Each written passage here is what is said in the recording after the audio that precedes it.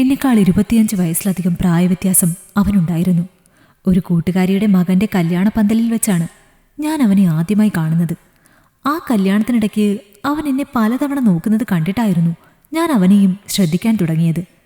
ഈ കൊച്ചു പയ്യൻ എന്തിനാ എന്നെ ഇങ്ങനെ നോക്കുന്നത് എന്നതായിരുന്നു എൻ്റെ ആദ്യ ചിന്ത. അതുകൊണ്ട് തന്നെ ആദ്യമൊന്നും ഞാനത് അത്ര കാര്യമാക്കിയില്ല. എന്നാൽ സമയം ചെല്ലുന്തോറും ഒരു കൊച്ചു പയ്യൻ്റെ വെറും നോട്ടമല്ലാതെന്ന് എനിക്ക് മനസ്സിലാകാൻ തുടങ്ങി. എന്നിട്ടും ഞാനതിന് മറ്റർത്ഥതലങ്ങളൊന്നും നൽകാൻ ശ്രമിച്ചില്ല. പകരം ചിലപ്പോൾ എന്നെ അറിയാവുന്ന, എനിക്ക് പെട്ടെന്ന് ഓർമ്മിച്ചെടുക്കാൻ കഴിയാത്ത ആരെങ്കിലും ആയിരിക്കാം എന്ന് ചിന്തിക്കാനാണ് ഞാൻ ശ്രമിച്ചത്. അങ്ങനെയൊക്കെ ആണേലും എൻ്റെ ഓർമ്മയുടെ താളുകളിൽ എവിടെയെങ്കിലും അങ്ങനെ ഒരു മുഖമുണ്ടോ എന്ന് ഞാൻ ചെറുതായി തിരഞ്ഞെങ്കിലും അങ്ങനെ പരിചിതമുള്ളവരുടെ കൂട്ടത്തിലായി ആ മുഖം തെളിഞ്ഞതുമില്ല.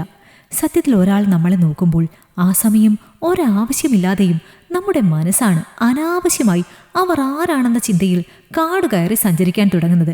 ഇവിടെയും അത് തന്നെയാണ് സംഭവിച്ചത്. സമയം കൂടുന്തോറും എന്തുദ്ദേശത്തിലായിരിക്കും അവൻ എന്നെ നോക്കുന്നത് എന്നറിയാനുള്ള ത്വര എന്നിലും കൂടുതലായി പൊട്ടിപ്പുറപ്പെട്ടു. എന്നാൽ അത് എവിടെയും എത്തിയതുമില്ല. ഭക്ഷണം കഴിക്കാനിരുന്നപ്പോഴും കൃത്യമായി അവൻ എൻ്റെ മുന്നിൽ തന്നെ വന്നിരുന്നു. ഭക്ഷണം കഴിച്ചുകൊണ്ടിരുന്നപ്പോഴും അവൻ്റെ നോട്ടം മുഴുവൻ എൻ്റെ നേരെ തന്നെയായിരുന്നു.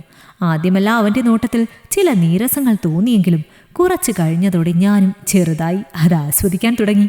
അവൻ എന്തെങ്കിലും എന്നോട് പറയാൻ ശ്രമിക്കുന്നുണ്ടോ എന്നറിയാൻ ഞാൻ ഇടയ്ക്കിടെ അവനെ നോക്കിയെങ്കിലും അത്തരത്തിലൊന്നും തന്നെ അവൻ്റെ മുഖത്തു നിന്നും തിരിച്ചറിയാൻ എനിക്ക് സാധിച്ചില്ല. എന്നാൽ കൃത്യമായി എന്നെ തന്നെ ലക്ഷ്യം വെക്കുന്നതായിരുന്നു അവൻ്റെ ഓരോ നോട്ടവും. ഒന്നുകിൽ പ്രേമം, അതല്ലെങ്കിൽ കാമം. മുന്നേയും പലരുടെയും ഇത്തരം നോട്ടങ്ങളിലൂടെ എനിക്കത് മനസ്സിലായിട്ടുണ്ട്. എന്നാൽ ഇവിടെ 50 വയസ്സ് കഴിഞ്ഞ, കാഴ്ചയിൽ തന്നെ പ്രായം വിളിച്ചറിയിക്കും വിധം മുടി മുഴുവൻ നരച്ച, പ്രായം അതിൻ്റെ നേർചിത്രങ്ങൾ പലതും മുഖത്തും ശരീരഭാഗങ്ങളിലും വരയ്ക്കാൻ തുടങ്ങിയ എന്നെപ്പോലെ ഒരാളോട് അവനെപ്പോലെ ചെറുപ്പമായ ഒരാൾക്ക് അങ്ങനെ തോന്നുമോ എന്ന സംശയം എന്നിലും ചെറിയ തോതിൽ ആശയക്കുഴപ്പമുണ്ടാക്കി. പ്രേമമായിരിക്കാനുള്ള സാധ്യത തീരെ കുറവാണെന്ന് എനിക്ക് ആദ്യമേ തോന്നി. അങ്ങനെയെങ്കിൽ പിന്നെ കാമം തന്നെ ആയിരിക്കുമോ എന്നായി സംശയം. അപ്പോഴേക്കും അവൻ്റെയും എൻ്റെയും പ്രായം തമ്മിലുള്ള വ്യത്യാസം അതുറപ്പിക്കാനും എനിക്ക് സാധിച്ചില്ല. ഇത്തരം ചിന്തകളിലൂടെയൊക്കെ കടന്നു പോയെങ്കിലും ഭക്ഷണശേഷം കൈ കഴുകാൻ പോയപ്പോൾ ഞാൻ അവിടെയുള്ള കണ്ണാടിയിൽ ഒന്ന് നോക്കി. കണ്ണുകൾ കണ്ണാടിക്ക് നേരെ വിടർന്നപ്പോൾ കുറച്ച് കൂടുതൽ തെളിച്ചത്തോടെ ഞാൻ എൻ്റെ മുഖം കണ്ടു. കണ്ണുകൾക്ക് മാത്രമാണ് തിളക്കമുണ്ടായിരുന്നത്, മറ്റെല്ലാം നിറം മങ്ങിയിരുന്നു. എന്നാൽ ആ സമയം ഒരു മിഥ്യ പോലെ ഒരിക്കൽ എല്ലാ തിളക്കങ്ങളും കൈമുതലായി ഉണ്ടായിരുന്ന എൻ്റെ പഴയ യുവത്വം തുളുമ്പുന്ന ഛായാചിത്രം ആ കണ്ണാടിയിലൂടെ കടന്നുപോയി. ആ സമയം വെറുതെയെങ്കിലും വീണ്ടും ഒരിക്കൽ കൂടി ആ പഴയ ഞാനാകാൻ എനിക്ക് സാധിച്ചിരുന്നെങ്കിൽ എന്നെനിക്ക് തോന്നി.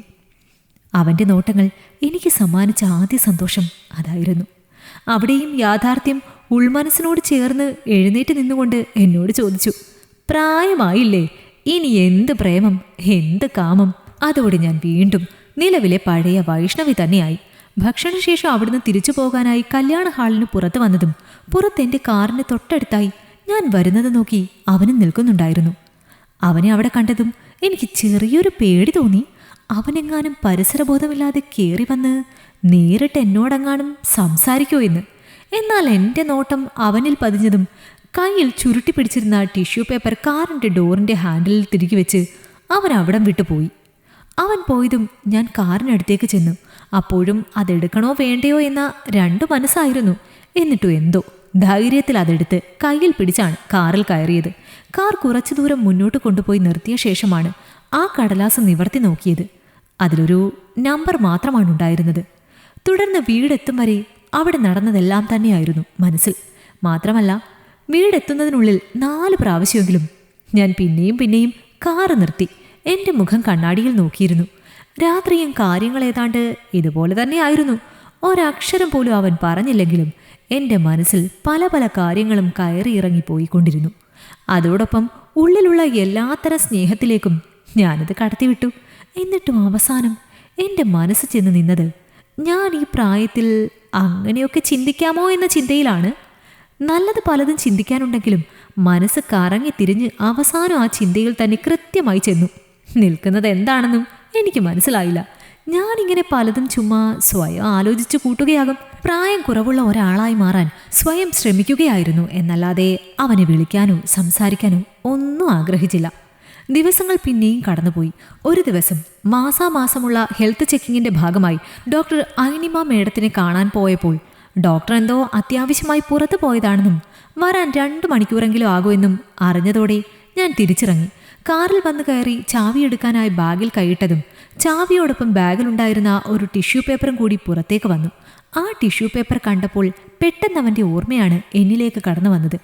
അവൻ നമ്പർ എഴുതി തന്ന ടിഷ്യൂ പേപ്പർ ഞാൻ അന്നേ കളഞ്ഞെങ്കിലും ഒരു കൗതുകത്തിൻ്റെ പുറത്ത് അതിൻ്റെ ഒരു ഫോട്ടോ ഞാനൊന്ന് മൊബൈലിലെടുത്ത് വെച്ചിരുന്നു.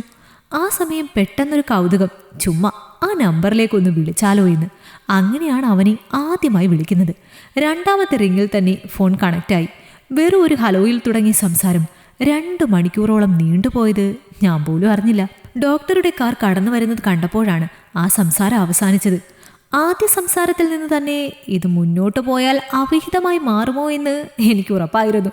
കാരണം സംസാരം തുടങ്ങി 20 മിനിറ്റോളം കഴിഞ്ഞപ്പോൾ തന്നെ എന്തിനാണ് നീ എനിക്ക് നമ്പർ തന്നത് എന്ന എൻ്റെ ചോദ്യത്തിന് ആദ്യ ദർശനത്തിൽ അനുരാഗം തോന്നാമെങ്കിൽ കാമവും തോന്നിക്കൂടെ എന്ന മറുചോദ്യമായിരുന്നു അവൻ്റെ ഉത്തരം. ഒരു നിമിഷം അതൊരു ഷോക്കായി തോന്നിയെങ്കിലും അടുത്ത നിമിഷം തന്നെ മാറുകയും ചെയ്തു. അങ്ങനെ ഒരു ഉത്തരം അവൻ തന്നിട്ടും പിന്നെയും ആ സംസാരം മുന്നോട്ട് പോയത്. അതേസമയം മറ്റൊരു ചിന്ത എൻ്റെ മനസ്സിലേക്ക് കടന്നു വന്നതുകൊണ്ടാണ്. തമ്മിൽ കാണുന്ന സമയം പലർക്കും ഇത്തരം കാര്യങ്ങളിൽ പരസ്പരം ഒരേ താല്പര്യം തോന്നുകയും നോട്ടങ്ങളിലൂടെ അവരത് പ്രകടിപ്പിക്കുകയും ചെയ്യാറുണ്ട്. എന്നാൽ ഭയമോ പേടിയോ മൂലം പിന്നീടങ്ങോട്ട് ആ തോന്നലുകളെ കൂട്ടിയിണക്കാനോ മുന്നോട്ട് കൊണ്ടുപോകാനോ ഉള്ള ഒരു ധൈര്യമില്ലാതെ മിക്കപ്പോഴും ആ താല്പര്യങ്ങളെല്ലാം തുടങ്ങിയ ഇടത്ത് തന്നെ വെറും പാഴ് നോട്ടങ്ങൾ മാത്രമായി അവസാനിക്കുമ്പോൾ അവനവൻ്റെ താല്പര്യം ഫോണിലൂടെ ആണെങ്കിലും നേരിട്ട് പറയാൻ ധൈര്യം കാണിച്ചു എന്നതാണ്. മറ്റുള്ളവർ ഭയം കൊണ്ട് തുറന്നു പറയാൻ മടിക്കുന്നൊരു കാര്യം ചെയ്യാൻ ഒരാൾ ധൈര്യപ്പെടുമ്പോൾ അവരോട് തോന്നുന്നൊരു ഇഷ്ടമുണ്ടല്ലോ, ആ ഇഷ്ടം ഇവിടെ അവനെ തുണച്ചു എന്ന് മാത്രം. അവൻ അങ്ങനെയൊക്കെ പറഞ്ഞെങ്കിലും ഞാനത്ര കാര്യമാക്കിയില്ല. അവിടെയും എന്നെ സംബന്ധിച്ച് അവൻ്റെ ഓഫർ വേണമെങ്കിൽ എടുത്താൽ മതിയല്ലോ. ഡോക്ടറെ കാണേണ്ട ആവശ്യം കഴിഞ്ഞതും ഒരു സംശയ നിവാരണം എന്ന രീതിയിൽ ഞാൻ ഡോക്ടർ മേഡത്തിനോട് ചോദിച്ചു, എൻ്റെ പ്രായത്തിലുള്ള ഒരാൾക്ക് മറ്റൊരാളുമായി ഒരു രഹസ്യ ബന്ധമുണ്ടാവുന്നതിൽ തെറ്റുണ്ടോ എന്ന്. അതിന് ഡോക്ടറുടെ മറുപടി, ഇപ്പോൾ ഇങ്ങനെ ഒരു ചോദ്യം ഉണ്ടാകുവാനുള്ള കാരണം തന്നെ ആ ചോദ്യം ഉന്നയിച്ച ആൾക്ക് അതിൽ താല്പര്യം ഉണ്ടായതുകൊണ്ടാണ്. താല്പര്യമില്ലാത്ത ഒരു കാര്യത്തിൻ്റെ ഉത്തരം അറിയാൻ ആർക്കാണ് താല്പര്യം? ഡോക്ടർ ഇങ്ങനെ പറഞ്ഞെങ്കിലും എൻ്റെ മുഖഭാവം കണ്ട് ഞാൻ ആ ഉത്തരം കൊണ്ട് മാത്രം തൃപ്തയല്ല എന്ന് മനസ്സിലാക്കിയിട്ടാവണം ഡോക്ടർ മേഡം പിന്നെയും എന്നോട് പറഞ്ഞു, ഈ കാര്യത്തിൽ അങ്ങനെ തെറ്റുശരിയൊന്നുമില്ല. സാഹചര്യവും സന്ദർഭവും ആവശ്യങ്ങളും അനുസരിച്ച് നമ്മുടെ ശരികളിലൂടെ മുന്നോട്ട് പോകുക എന്നേ ഉള്ളൂ. സാഹചര്യത്തിനനുസരിച്ച് നമ്മുടെ ശരിയും തെറ്റും മറ്റുള്ളവർക്ക് മറ്റൊരു തരത്തിലാകും അനുഭവപ്പെടുക. നമ്മളെ കൊല്ലാൻ ഒരാൾ ശ്രമിക്കുകയും അയാൾ കൊന്നാൽ മാത്രമേ നമ്മൾ രക്ഷപ്പെടൂ എന്നൊരു ഘട്ടത്തിൽ നമ്മളത് ചെയ്താൽ നമ്മൾക്കത് ശരിയാകുമ്പോൾ സമൂഹത്തിന് തെറ്റായി മാറുന്നത് പോലെ ഒരാളുടെ ഹൃദയത്തിൽ ഇത്തരത്തിൽ ഒരാഗ്രഹം വീണു കഴിഞ്ഞാൽ അതായി തീരാതെ അത് നമ്മളെ പൂർണ്ണമായും വിട്ടുപോകില്ല. നമ്മുടെ ആഗ്രഹങ്ങൾക്ക് എപ്പോഴും മാറ്റങ്ങൾ വന്നുകൊണ്ടിരിക്കുന്നത് ശരി തന്നെയാണ്. ഒപ്പം ചില ആഗ്രഹങ്ങളും മനസ്സിനകത്ത് അങ്ങനെ തന്നെ കുടിയിരിക്കും. എന്നാൽ ഇത്തരം ആഗ്രഹങ്ങളുടെ ഒരു പ്രത്യേകത അവ നമ്മളെ ശല്യപ്പെടുത്തുകയോ അങ്ങനെ ഒരു ആഗ്രഹം ഉള്ളിലുണ്ടെന്ന് നമ്മളെ അറിയിക്കുകയോ ഒന്നും ചെയ്യുകയില്ല എന്നതാണ്. എന്നാൽ ആ ആഗ്രഹവുമായി കൂട്ടിയിണക്കാൻ സാധിക്കുന്ന അവസരങ്ങൾ ഉണ്ടാകുമ്പോൾ അതിൻ്റെ ഏറ്റവും തീവ്രതയോടെ അത് പതിയെ പുറത്തു വരും. സാഹചര്യം പൂർണ്ണമായും വിശ്വാസയോഗ്യമാണെങ്കിൽ അതായി തീരുന്നതിനും വിശ്വാസയോഗ്യമല്ലെങ്കിൽ അവ പിന്നെയും മടങ്ങിപ്പോകൂ എന്ന് മാത്രം. സ്നേഹം പോലെ തന്നെയാണ് കാമവും. വളരെ കുറച്ചു മതി തൃപ്തിപ്പെടാനെന്നൊക്കെ പലരും വലിയ വായിൽ വിളിച്ചു പറയും. പലർക്കും അങ്ങനെയുള്ള തോന്നലുകളും ഉണ്ടാകും. പക്ഷെ കിട്ടിത്തുടങ്ങുമ്പോൾ കിട്ടിയതൊന്നും പോരാതെ വരുന്നവരാണ് കൂടുതലും. പിന്നെ ഈ ഒരു പ്രായത്തിൽ നിർബന്ധമായും വേണമെന്ന് തോന്നുന്ന ഏതൊരു ആഗ്രഹവും ഇത്രയും കാലത്തെ നിങ്ങളുടെ അനുഭവ സമ്പത്തിൻ്റെയും ഒപ്പം നിങ്ങളുടെ നിലവിലെ എല്ലാ പരിമിതികളെയും ഉൾക്കൊണ്ടുകൊണ്ടും തന്നെ കടന്നു വരുന്നവയാണ്. അത് ഉപയോഗപ്പെടുത്തണോ എന്നുള്ളത് നിങ്ങളുടെ ഇഷ്ടമാണ് എന്ന് പറഞ്ഞ് ഡോക്ടർ അത് അവസാനിപ്പിച്ചു. വീട്ടിലെത്തിയതും എൻ്റെ ഉള്ളിൽ അതേ ചിന്തകൾ തന്നെയായിരുന്നു. ഭർത്താവിൻ്റെ മരണശേഷം കഴിഞ്ഞ 11 വർഷമായി വിട്ടുപോയ കണ്ണികളെ പിന്നെയും കൂട്ടിച്ചേർക്കാൻ ഞാൻ ആഗ്രഹിച്ചിരുന്നില്ല എന്നതുകൊണ്ട് തന്നെ ഇത് വേണമോ എന്നൊരു ചിന്തയായിരുന്നു മനസ്സ് നിറയെ. എന്നാൽ എനിക്ക് മനസ്സിലായ ഒരു പ്രധാന കാര്യം, ഈ കാര്യത്തിൽ നമ്മുടെ പ്രധാന ശത്രു അതിനെക്കുറിച്ചുള്ള നമ്മുടെ അറിവും അനുഭവവുമാണെന്നുള്ളതാണ്. ആ അനുഭവം തന്നെയാണ് അതേ കാര്യങ്ങളെ കൂട്ടിയിണക്കാൻ നമ്മെ പിന്നെയും പ്രേരിപ്പിക്കുന്നതും. അതുതന്നെ ഇവിടെയും സംഭവിച്ചു. ആ രാത്രി ഒരുപാട് ആലോചനയ്ക്ക് ശേഷം ഇനി ഒരിക്കലും ജീവിതത്തിൽ ചിലപ്പോൾ അങ്ങനെ ഒരു അവസരം ഉണ്ടായില്ലെങ്കിലോ എന്ന് കരുതി മരണത്തിനു മുന്നേ അവസാനമായി ഒരിക്കൽ കൂടി ആ ലഹരി നുണയാമെന്ന് ഞാനും തീരുമാനിച്ചു. പിന്നീട് സംസാരത്തിലൂടെ അവനെ അറിയാൻ ശ്രമിച്ചു. പകുതിയിലധികം പ്രായവ്യത്യാസം ഉണ്ടായിരുന്നിട്ടും ഇങ്ങനെ ഒരു താല്പര്യം തോന്നാനുള്ള കാരണം ചോദിച്ചപ്പോൾ അവൻ പറഞ്ഞു, പ്രായം കൊണ്ട് വികൃതരാകുന്നവരും കൗതുകമുണ്ടാക്കുന്നവരും ഉണ്ടെന്ന്. എന്നിട്ടും തമാശയോടെ ഞാൻ അവനോട് പറഞ്ഞു, നിന്റെ കൂട്ടുകാർ ആരെങ്കിലും നമ്മളെ ഒന്നിച്ചു കണ്ടാൽ അവർ ചോദിക്കും, കണ്ട വണ്ടികൾ അത്രയും മുൻപിലുണ്ടായിട്ട് നാഷണൽ പെർമിറ്റ് ലോറിയാണോടാ നീ ടൂറ് പോകുന്നതെന്ന്. അതിനവൻ പറഞ്ഞു, നീ എത്ര കൂടിയാലും അപ്പം കേടാവില്ലെന്ന് അവർക്കറിയില്ലല്ലോ എന്ന്. ആ തമാശ എന്നെ ഒരുപാട് ചിരിപ്പിച്ചു. സംസാരത്തിനിടയിൽ ഒരു ദിവസം മുൻകാല ജീവിതാനുഭവങ്ങളുടെ വെളിച്ചത്തിൽ ജീവിതത്തിൽ ഇനി കാര്യമായിട്ടൊന്നും ചെയ്യാനില്ലെന്ന് സ്വയം വിധിയെഴുതിയാൽ അത് ഈ ജീവിതത്തിൻ്റെ തന്നെ ഒരവസാനമായി എളുപ്പം മാറും എന്നവൻ പറഞ്ഞത് എൻ്റെ ശരീരത്തിലെ എല്ലാ തന്മാത്രകളിലും ഒരുപോലെ ആഴ്ന്നിറങ്ങി. അതുപോലെ അയ്യേ വൃത്തികേട് എന്ന് പലരും പരസ്യമായി പറയുന്ന പല കാര്യങ്ങളും രഹസ്യമായി പലരുടെയും ഇഷ്ടവിനോദങ്ങളാണ് എന്നവൻ പറഞ്ഞതിലും ചില സത്യങ്ങളുണ്ടെന്ന് എനിക്കും ബോധ്യമായ കാര്യമായിരുന്നു. അങ്ങനെ കുറച്ചുനാൾ അവനുമായി സംസാരിച്ച് ഒരു വിശ്വാസമൊക്കെ തോന്നിയ ശേഷമായിരുന്നു ഞാൻ അവനോടൊപ്പം പോകാൻ തീരുമാനിച്ചത്. അങ്ങനെ ഞങ്ങൾ നാട്ടിൽ നിന്ന് കുറച്ചു ദൂരം മാറി നല്ലൊരു ഹോട്ടലിൽ തന്നെ മുറിയെടുത്തു. അവിടം വരെ പ്രശ്നങ്ങളൊന്നും ഉണ്ടായിരുന്നില്ല. എന്നാൽ മുറിയിലെത്തി വാതിലടച്ചതും തീരുമാനത്തിൽ നിന്നും ചില മാറ്റങ്ങൾ സംഭവിക്കാൻ തുടങ്ങി. പറഞ്ഞുറപ്പിച്ചിരുന്ന കാര്യങ്ങൾക്ക് നേർവിപരീതമായി ചിലത് സംഭവിക്കാൻ തുടങ്ങി. കാര്യങ്ങൾ കയ്യെത്തും ദൂരത്ത് എത്തിപ്പെട്ടെങ്കിലും ഉള്ളിൽ അതുവരെ ഉറങ്ങിക്കിടന്ന തെറ്റും ശരിയുമെല്ലാം എൻ്റെ ഉള്ളിൽ നിന്നും പുറത്തു വരാൻ തുടങ്ങി. ഞാൻ മറ്റൊരാളുടെ ഭാര്യയാണെന്നും ഒരമ്മയുമൊക്കെയാണെന്നുള്ള തിരിച്ചറിവിലും ബോധത്തിലും ഇതൊന്നും ശരിയാവില്ല, ഇങ്ങനെയൊന്നും വേണ്ട, എനിക്കുടൻ തിരിച്ചു പോകണം എന്ന് ഞാൻ അവനോട് പറഞ്ഞു. പക്ഷെ അവനത് കേൾക്കാൻ തയ്യാറാവുകയോ മൈൻഡ് ചെയ്യുകയോ പോലും ചെയ്തില്ല. ആ സമയം അവൻ എന്നെ എങ്ങനെയെങ്കിലും അവൻ്റെ വരുതിയിലാക്കണമെന്നുള്ള ചിന്തയിലായിരുന്നു. ഞാൻ ആകെ അസ്വസ്ഥയായി. അതൊന്നും വകവയ്ക്കാതെ എന്നെ തൊടാനും പിടിക്കാനും ശ്രമിച്ച അവൻ്റെ കൈ നിഷ്കരുണം തട്ടിമാറ്റി ഞാൻ ഇതൊന്നും ശരിയാവില്ല, വേണ്ട എന്നും ഞാൻ തീർത്തു പറഞ്ഞ് അവനെ പിടിച്ചു തള്ളി. അതുകൊണ്ടൊന്നും അവൻ പിന്മാറാൻ തയ്യാറായില്ല. എൻ്റെ വാക്കുകളൊന്നും തന്നെ അവൻ ചെവിക്കൊണ്ടില്ല. അവൻ എന്നെ കടന്നു പിടിക്കുകയും ബലമായി കീഴ്പ്പെടുത്താൻ ശ്രമിക്കുകയും ചെയ്യുമ്പോഴേക്കും ഞാൻ ചെറുത്തു നിൽക്കാൻ പരമാവധി ശ്രമിച്ചുകൊണ്ടിരുന്നു. എന്നാൽ അവൻ്റെ കൈക്കരുത്തിന് മുന്നിൽ അധിക നേരം പിടിച്ചു നിൽക്കാൻ എനിക്കായില്ല. അവസാനം എന്നെ കീഴടക്കിക്കൊണ്ട് എൻ്റെ മേൽ അവൻ്റെ പരാക്രമം തന്നെ വിജയിച്ചു. അത് കഴിഞ്ഞ് കുറച്ച് ദിവസത്തേക്ക് അവനൊന്നും ആവശ്യപ്പെട്ടില്ല. എന്നാൽ ഒരു 3 ആഴ്ചയ്ക്ക് ശേഷം അവൻ വീണ്ടും വിളിച്ച് പഴയ പോലെ ഒന്നുകൂടി തമ്മിൽ കണ്ടാലോ എന്ന് ചോദിച്ചപ്പോൾ മരണത്തിന് മുന്നേ ഒരിക്കൽ കൂടി മാത്രം എൻ്റെ ഉള്ളിലെ ചിന്തകളെല്ലാം ഞാൻ മനഃപൂർവ്വം മറന്നുകൊണ്ട് അവൻ ആവശ്യപ്പെട്ട പ്രകാരം തമ്മിൽ കാണാമെന്ന് അപ്പോൾ തന്നെ ഞാനും അവനോട് സമ്മതം പറഞ്ഞു. കഴിഞ്ഞ 6 മാസമായി ഇതിപ്പോൾ ഒരു തുടർക്കഥയായി തുടരുകയും ചെയ്യുന്നു.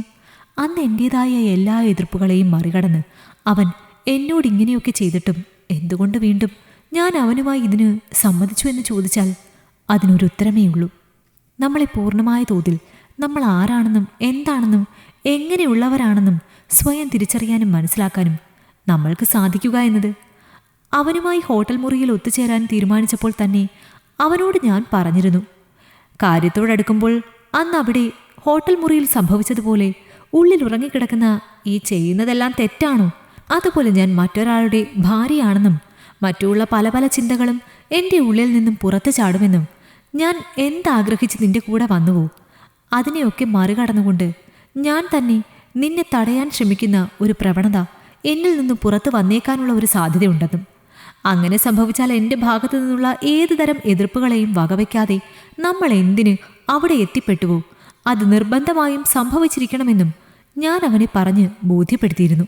കാലാകാലങ്ങളായി എന്തിലും ഏതിലും ഭയത്തോടെ മാത്രം എന്നെ പിന്തുടരുന്ന എൻ്റെ ഉൾപ്രേരണകൾ അവിടെയും എന്നെ നിയന്ത്രിക്കുമെന്നും പിന്നോട്ട് വലിക്കുമെന്നതും എനിക്കുറപ്പായിരുന്നതുകൊണ്ട് ഒരു മുഴം മുന്നേറിയുക എന്നൊക്കെ പറയും പോലെ കാര്യങ്ങളെ ഞാൻ വേറൊരു രീതിയിൽ ചിന്തിച്ചു എന്ന് മാത്രം. ഈ കഥ നിങ്ങൾക്കിഷ്ടമായെങ്കിൽ ലൈക്ക് ചെയ്യൂ. നിങ്ങളുടെ അഭിപ്രായങ്ങൾ കമന്റായി രേഖപ്പെടുത്തൂ. കൂടുതൽ കഥകൾ കേൾക്കാൻ ഈ ചാനൽ സബ്സ്ക്രൈബ് ചെയ്യൂ.